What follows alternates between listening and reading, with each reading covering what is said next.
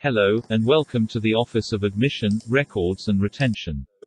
Today we are going to review the college graduation requirements.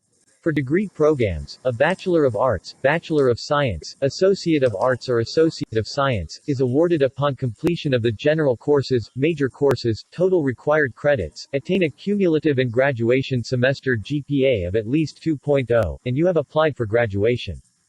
For certificate program, it is awarded upon completion of the prescribed courses, total required credits, attain a cumulative and completion semester GPA of at least 2.0, and you have applied for graduation. Using MyShark, you can check the completion of your program's general course requirements, major course requirements and total credits requirement. Just log in to your MyShark account. On your MyShark account, click on Degree Completion, located at the left side of the screen. Your IDP will show up. The credits required is the minimum number of credits you need to complete your program. The credits unmet shows the remaining credits that you need to complete. The course code and number showing on the major requirements or general requirements are the courses that you need for your program. Thank you.